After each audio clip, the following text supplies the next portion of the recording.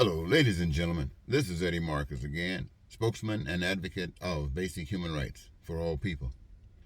Today, I want to take a moment and see if I can share with you the unraveling of the evil ties that binds us in this hell. And really, my friends, make it simpler that each of us can see a path out of this that will lead us all to freedom. And in order to do that, we need to understand again collectively where we're at.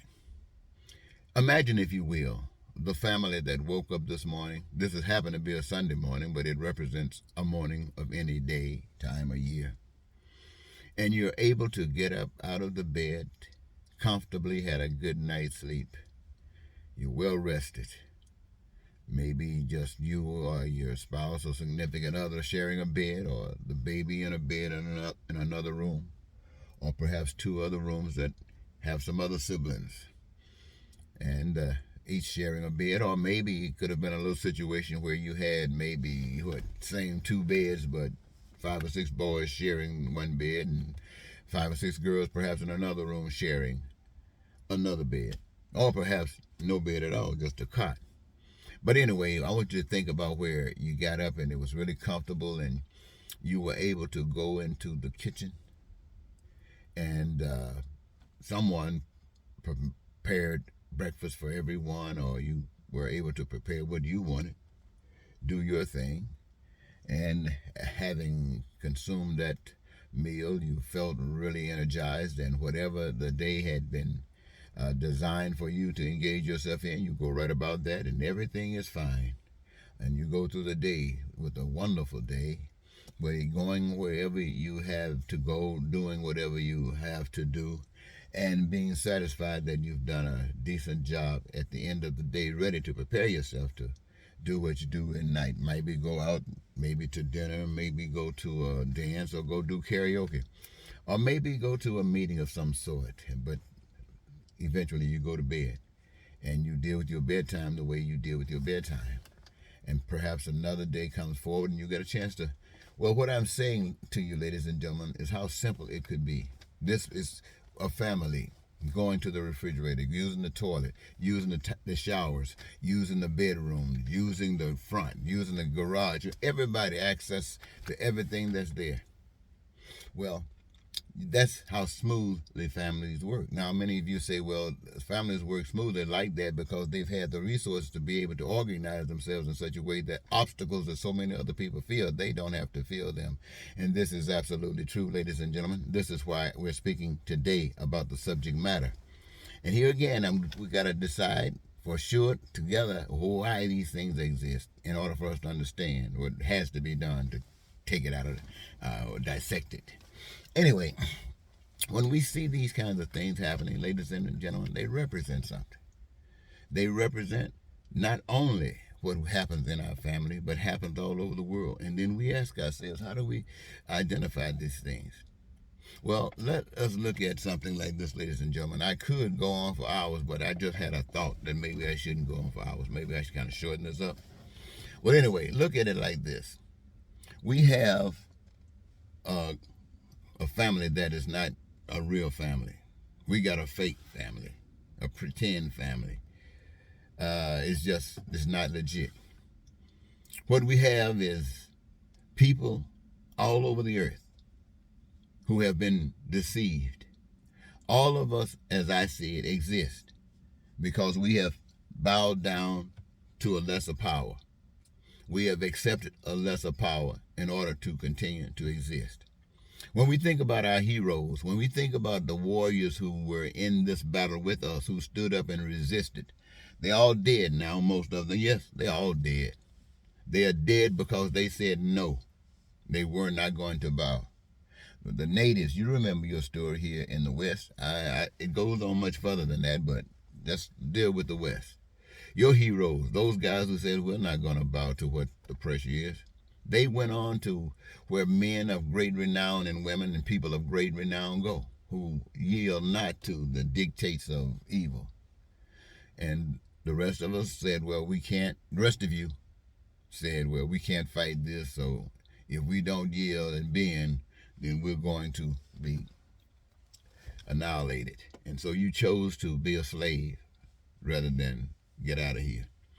Now, that's the same story that happened to all slaves. Somebody always stands up. And those who stand up, they stand up for love. They stand up for valor. They stand up for resentment. They stand up for what is right for them. And they refuse to bend. And they are gone. Dr. King, Malcolm X, and all of those other people that were killed back in those days, they're all gone. And the rest of us are here, slaves who said, we'll go along with it. And we've been going along with it forever. And now we see here in America, they're going to take us back to where they had us before. They say we got out of line. Well, ladies and gentlemen, that's the same kinds of things that happen in every country on earth. It doesn't matter whether it's democracy, it doesn't matter whether it's a dictatorship, socialistic, doesn't matter whether it's communistic, it's the same identical thing. One way or another, they might have their little things that you can identify as being separate, but the outcome of it is the same identical thing. And so this is what we're dealing with. Now, where did that come about from? Well, first of all, ladies and gentlemen, we have the wrong idea for a family. We say that the father is the head of a family.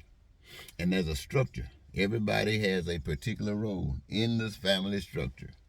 It didn't just start. It was that way from the beginning. What has happened is that the role of the deception played is that we came here, and while all of the information came here innate, it was like in our DNA. It was just something that instinct for us to know that there was a parent for us all.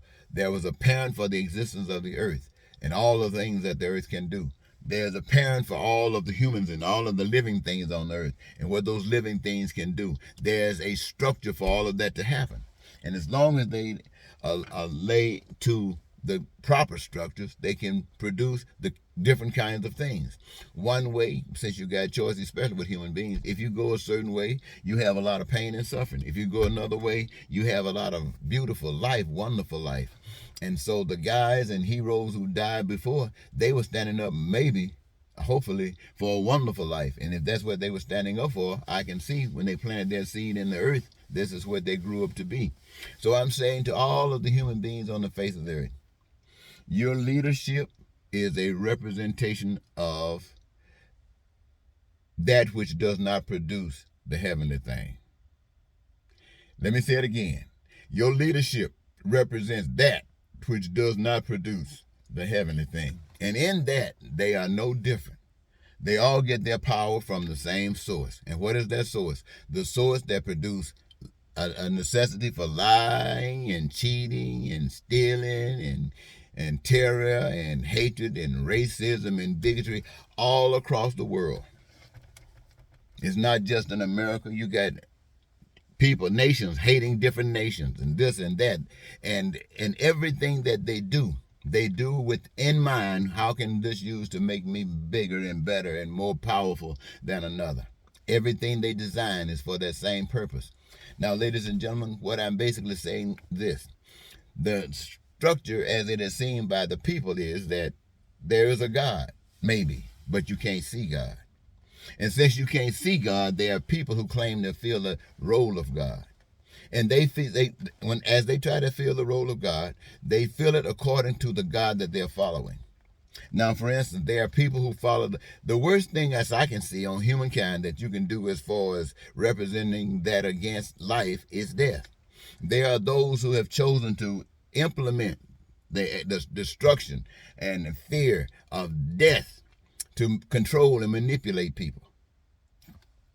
I see that as totally evil, especially when people are abused and their basic human rights are denied. And they, my friends, are representatives of those who have been and bowed to the lowest evil. And that's just that structure. But they don't get any worse than that. When bombing places where people are just trying to find some refuge, hospitals and nursing homes, and it just doesn't make, just killing people crazily. That's represented the most evil as I can see that you can be. But from denying one person the basic human rights of life for survival, food or clothing, one person, and the rest of the world know it, then the whole world is wrong. So what is happening in Ukraine today by the killing that Russia is imposing upon the Ukrainian people, that is evil against another form of something that's trying to be good. It's no better than other nations, but it's trying to be good. And it's standing up like those warriors that stood up for the natives before they surrendered, that stood up for the African black people before they surrendered, that stood up for Chinese before they surrendered, that stood up for Asians before everybody before they surrendered.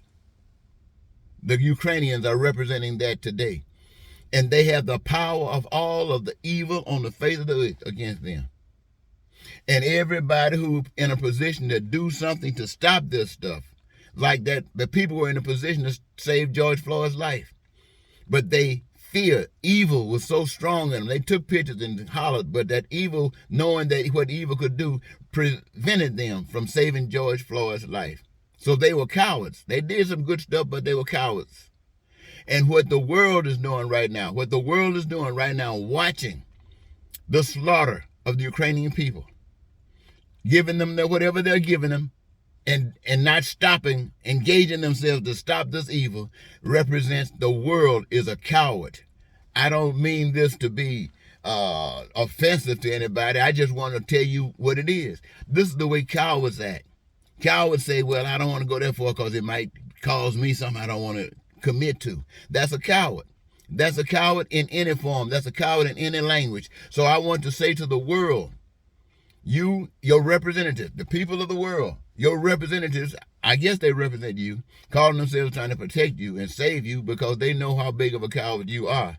They know that you're not willing to commit yourself to save anybody but yourself. So they are holding off, representing the world as cowards while these people are being slaughtered. Now, I want you to know why they do that. Because they do not know a God. They have no God, your leaders. They have no God except the God of evil. Just put it that way. That's their God. The God of evil. They have said they don't. But the problem, the problems that we exist is of their Godship. All of the people. You look at artificial intelligence. What is that all about? You know darn well they told you about it in iRobot. Those guys, I saw something today in, I think it's someplace in China, where 26 million people are being housed because of some virus or something. And you got drones, and you got artificial intelligence, little dogs and stuff running down the street housing people, telling them, get back in the house, get back in the house, get back in the house. Can you imagine that? You've been involved in machines, scared, you don't get out of line. You don't know what these machines will do to you. But you can bet it'll do the worst thing to you. And what is it about? Is it about control? Yes, it's about control. They might find some good little reason that you might be able to use it for, or they might be able to use it for. That's how they get it done. But the bottom line is to control and manipulate you and to be a bigger God over you, the human race. So people of the human race, I say to you, your parent, remember this. Your parent is invisible. Your mother, your true father, and your true siblings are invisible. But you are here on this earth in the visible.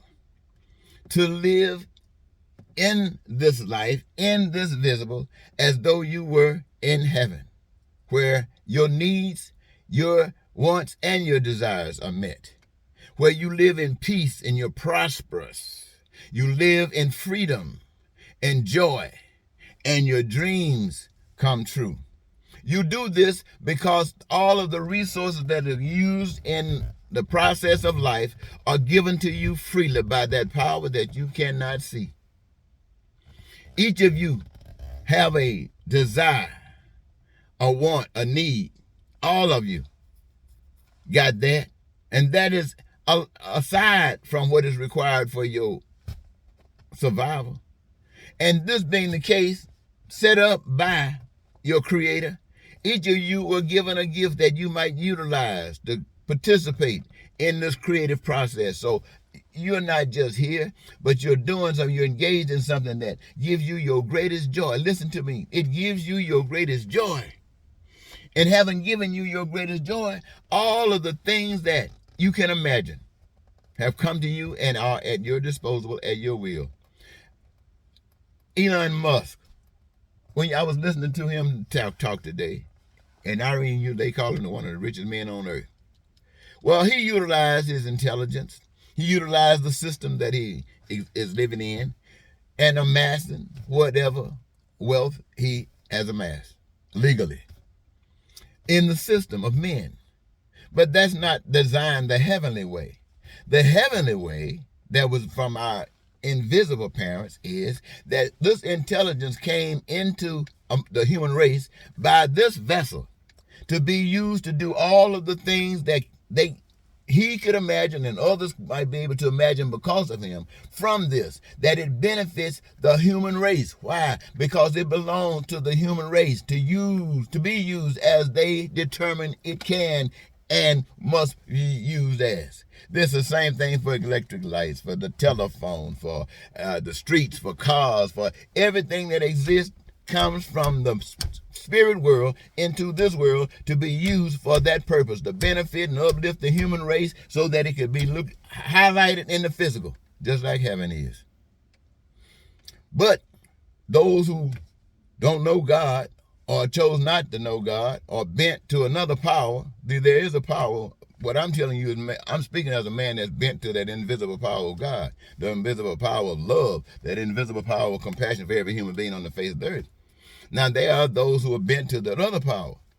And when they bent to that other power, this is what happened to them, ladies and gentlemen. You remember, for those of you who are Christians, you remember when they said Jesus was on earth?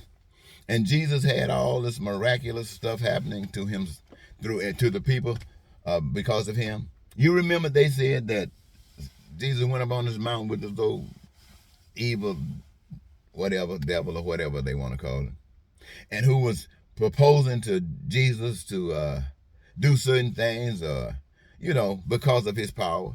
But ultimately, what he wanted to do said, look here, Jesus, you can be top one. I mean, you can be number under me, so to speak, if you yield and follow these instructions. Go like this, follow my rules. That's where asked Jesus, and Jesus rejected it. But men in power today did not reject it.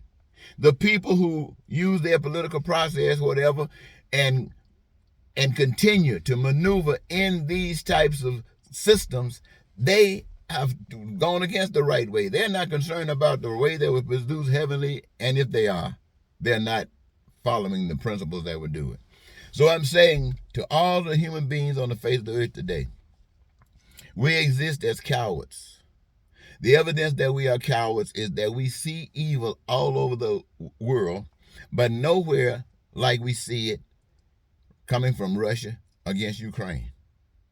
We don't see it anywhere else like that. And we, the people of the world, see it. And like we allowed George Floyd to die and gave his family some money, we are allowing the people of Ukraine to die. And we're doing that because we're cowards.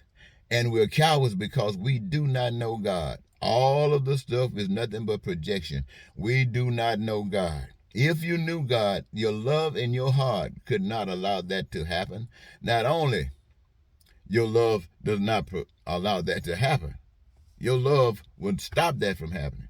And not only will it stop it from happening, it would be a sign to anybody who ever want to stand up again.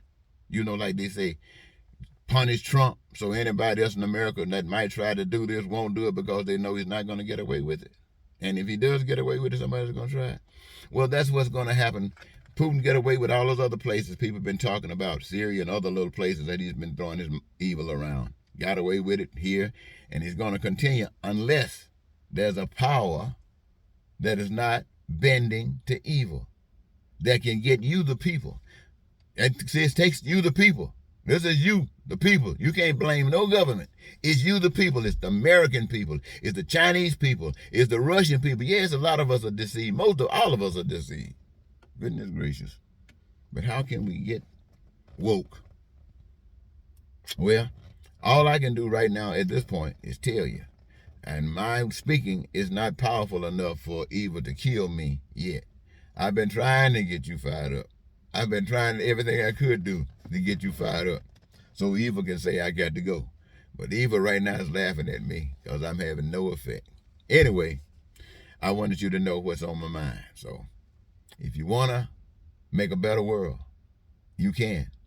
But you have to stop believing that somebody's going to come out of the clouds. Believing that somebody is going to come out of the clouds is the same as believing that you came from a rock or that the earth came from a big bang. Anyway, goodbye.